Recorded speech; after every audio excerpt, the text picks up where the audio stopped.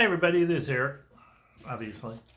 Excuse my, can you see this eye? Look at this. I don't know how well that shows up. This eye is, when I went to bed last night, it looked like a golf ball.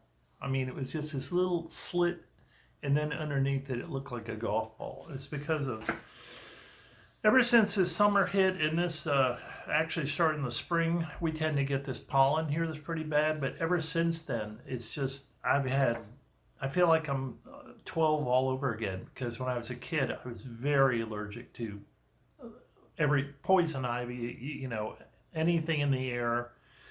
I was a healthy kid. I didn't stay home or anything, but I was just always running around with, in the summer with red eyes and a sniffy nose. It was a pain in the butt. And then I kind of outgrew it, and everything was fine up until now. You get old again, you go back to being or you get old, you go back to being a kid again. Thought my immune system was supposed to be lessening as I get older. Apparently it's kicking into high gear. So anyway, this eye, man. Last night it was horrible. Today it's a lot better. Okay, so enough of me. So anyway, Casey Johnson, shout out to Casey. He's a friend on Facebook, and he's been sending me the Dale emails that I know everyone's talking about. And yesterday I was out.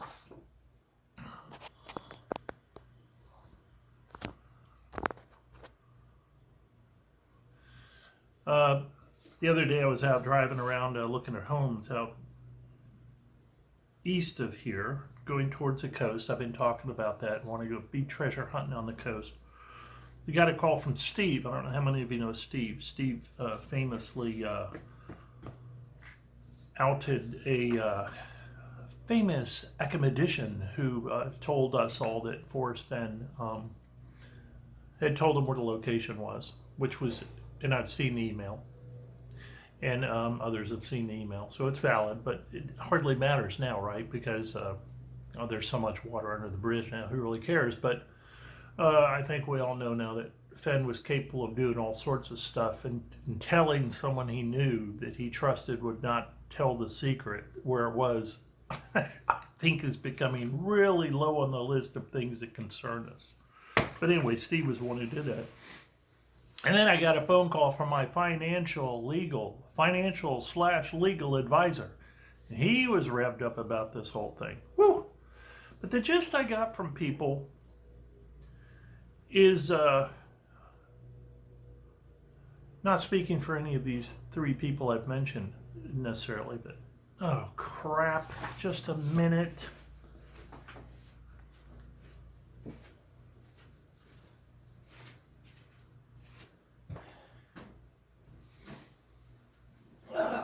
You stupid snail.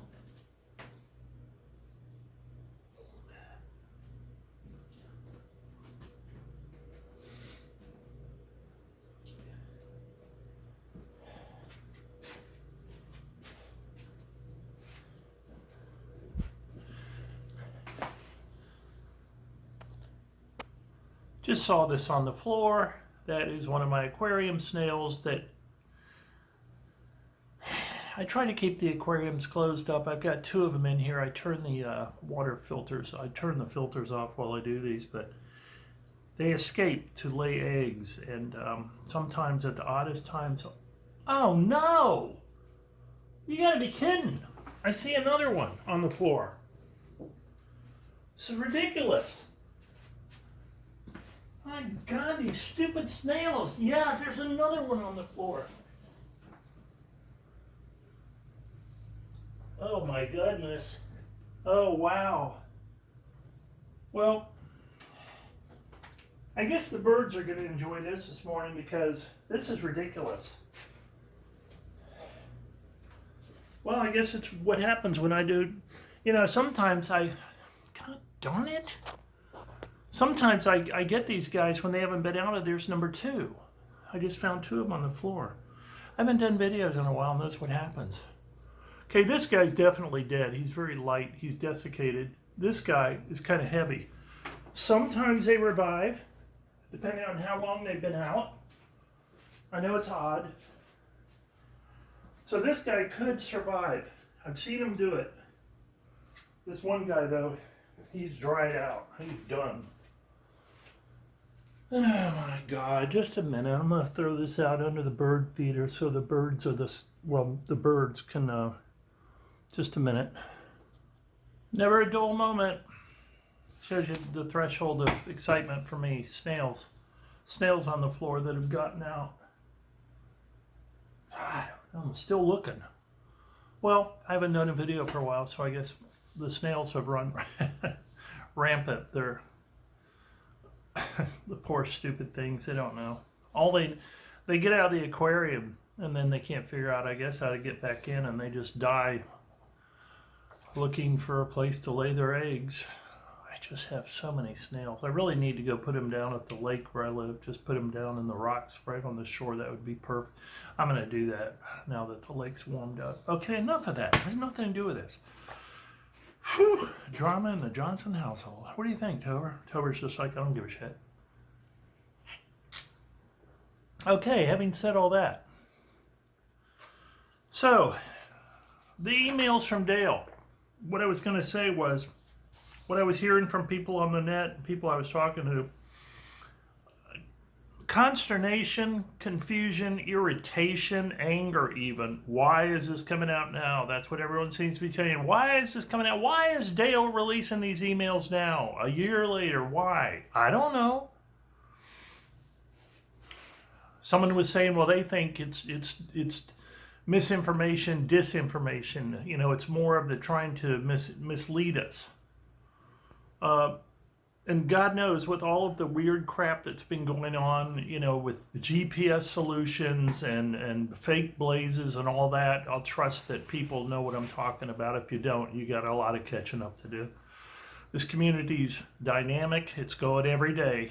And you can just tune into various pages and you can see people fighting over stuff, and it's quite interesting, I think. And I think this entire thing, as I've been saying, as I said after the fine was announced, that I knew that this was going to be just as weird an ending as it was a chase. I mean, this is, to me, more exciting than the chase ever was, because the chase was simply individuals running around kind of saying, I think it's here, I think it's there, and they weren't finding it. And, you know,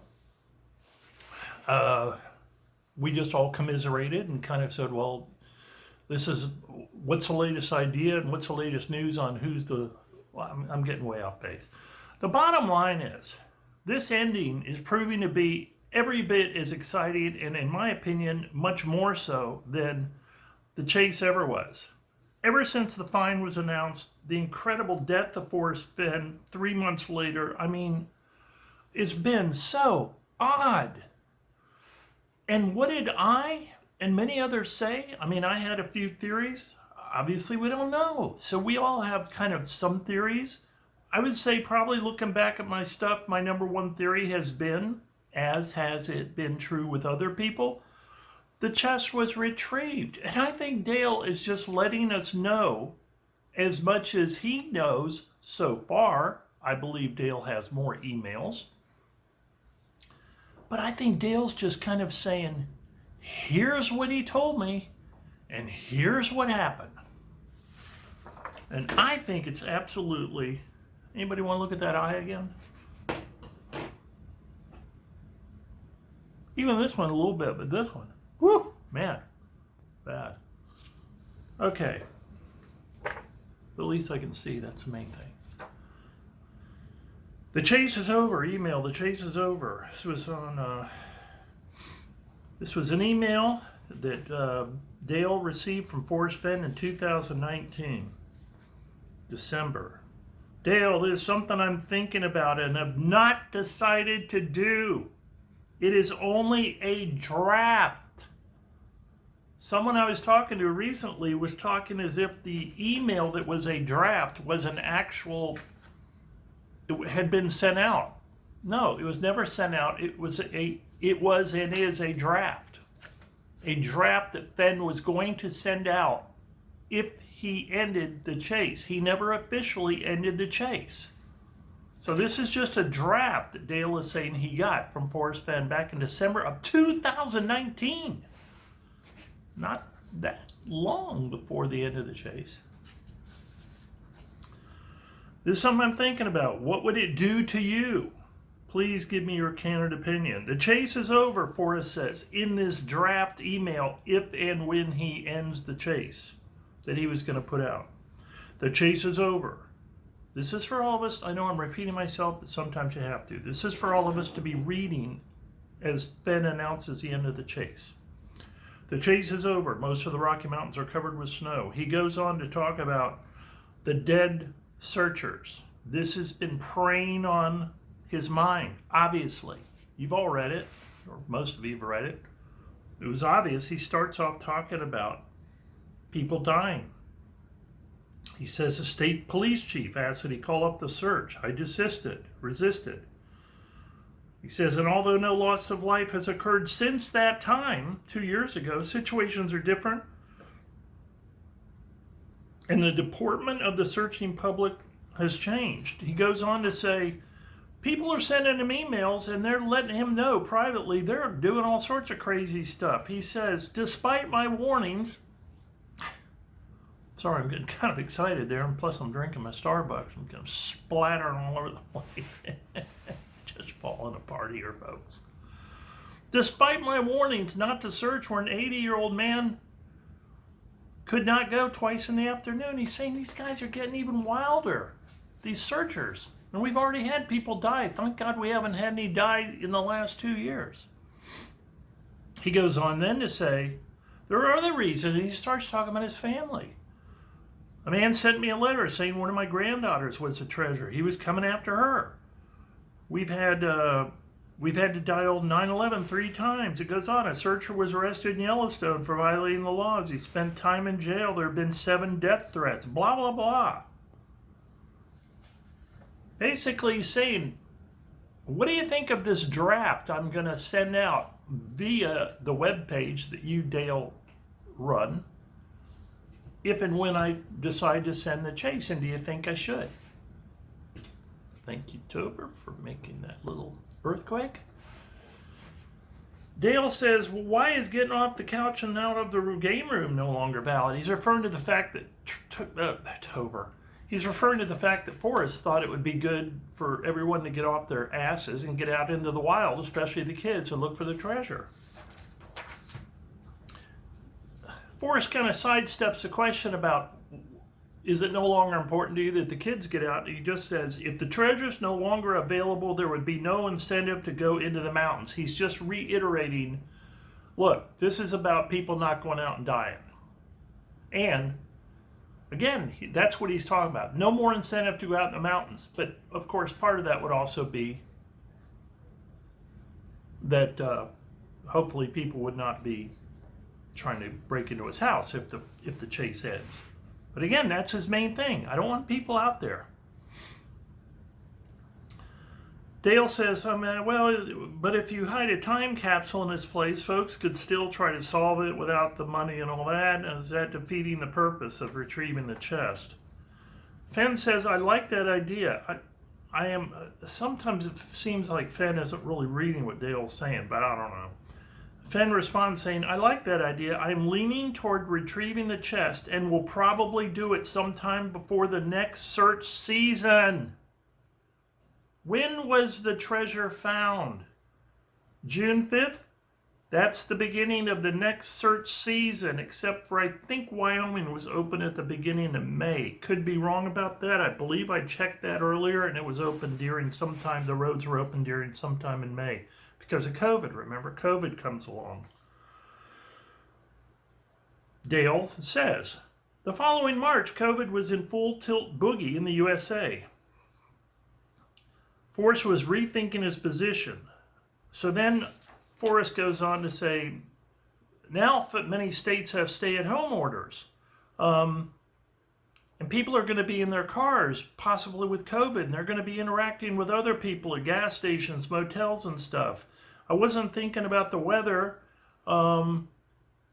People travel long distances in a car with someone who might have the virus. Dale goes on to say, it seems to me that suspending the chase puts you in direct control of when and where folks search, that you can turn it on and off where you please. You move from a hands-off position. Dale then says, I don't think you should suspend it.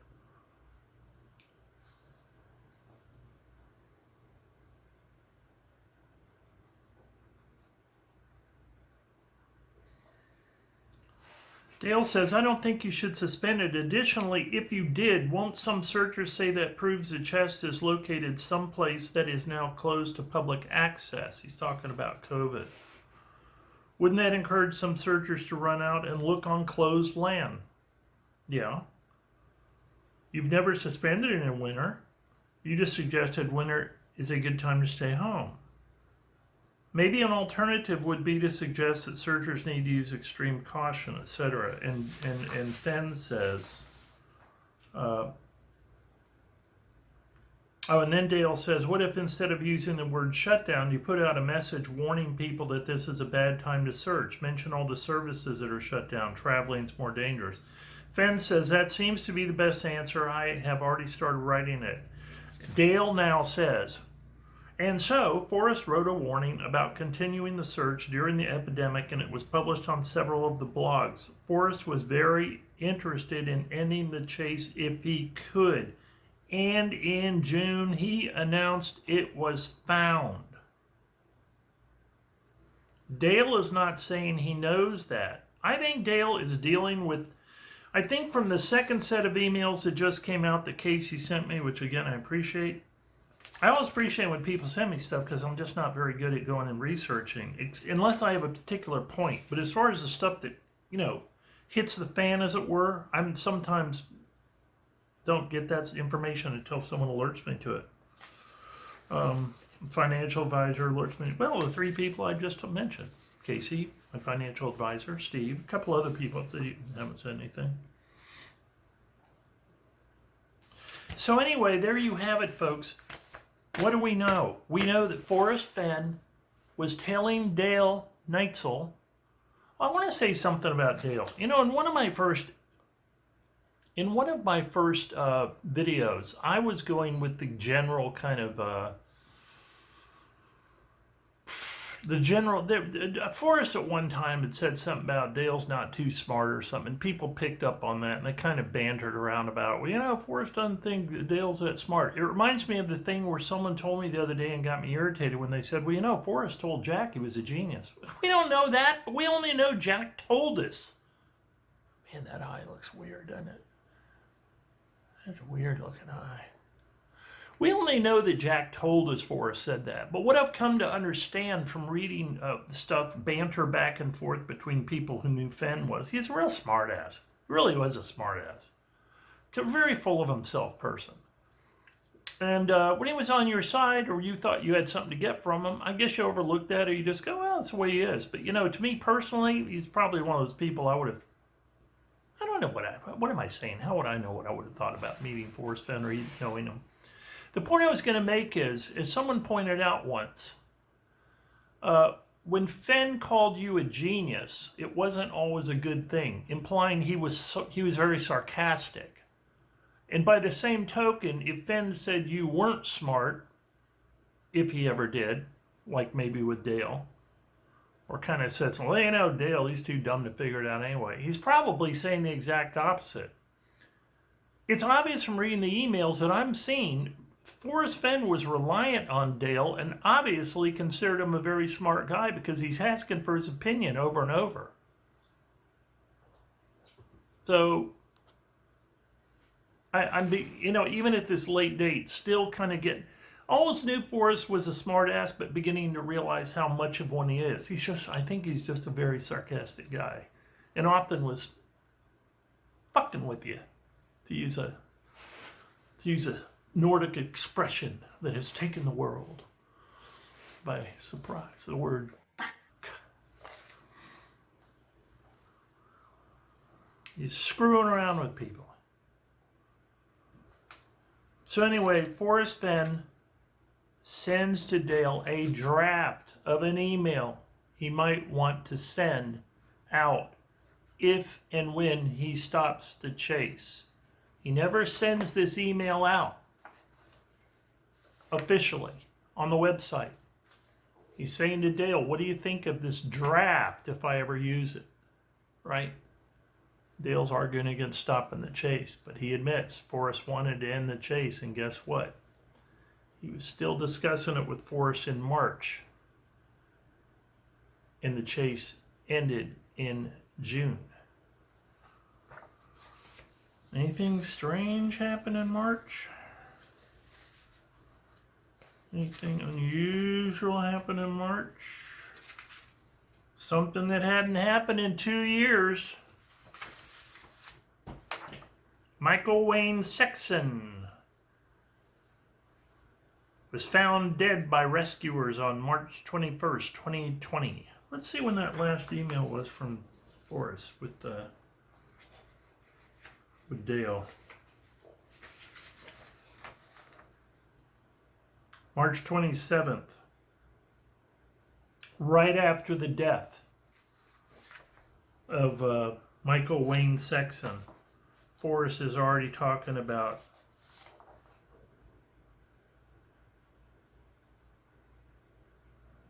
warning about hunting during the COVID.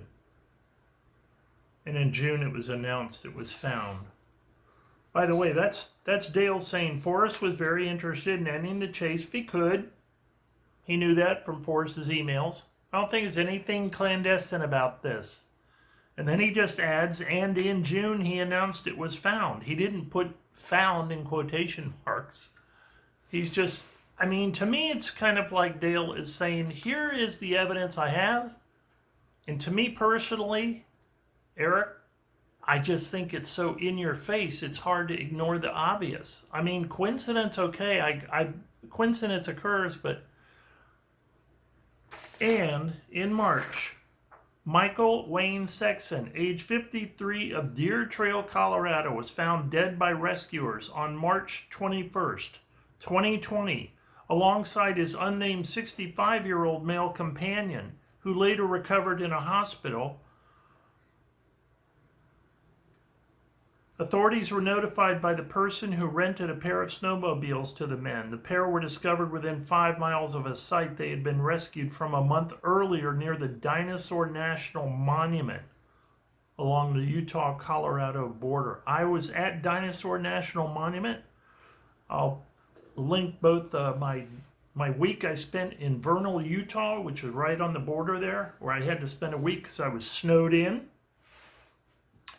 And I'll also put a link to when I was in Dinosaur National Monument. A hell of a place to look. But folks, Fan had said, thank goodness no one's died in the last 2 years. I'm still thinking of ending this thing though. And guess what? In March, another searcher died.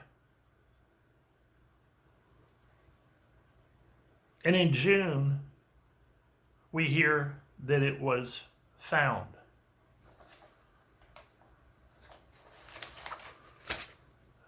Part 2 coming up. If there is a part 2, I might just make it a long one. We'll see. Hi everybody, this is Eric checking in. I just want to let you know that after I did the 2-part series that you're watching today, that the video of Dale discussing the emails and Jack's possible part in them, or how he may have been involved, or Forrest may or may not have tapped Jack to retrieve the chest. That video came out. I think it's an old video from an older Q&A, but obviously, if I saw it, I don't know if it was on Amy Seeks or who it was on. I know there was the famous video, well, to me famous, where it was Dale and Amy and Cynthia and Justin, and maybe it was part of that. Long story short, I'm just going to show you the video. Dale talks pretty much about what I talked about in these 2 parts and is thinking pretty much along the same lines. And unlike other people, I do think there is a point at which Dale does not know what's going on. I mean, he was like an associate of Fenn's. I think he was a very valued associate, but I don't think Fenn was giving him as much inside information as people might think. So I hope you enjoy this video that I decided to put here at the end of part 1, since it is already out. I'm not giving credit. It's been on a number of channels now. Like I said, it's an older video. Enjoy.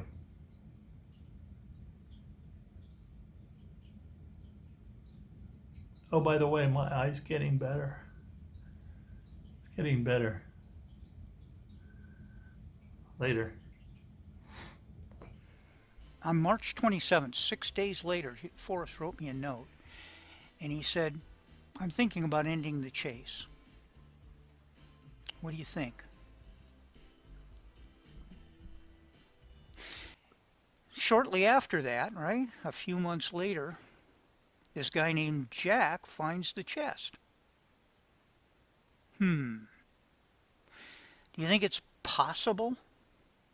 Do you think it's at all possible or at all likely that Forrest chose Jack to find the chest? To end the chase that he wanted to end? It's a possibility. He couldn't choose Cynthia. Sure, he could have. What the hell? He retired. I could have gone. he could he couldn't choose anybody who was well known in the chase. That would have raised all kinds of problems.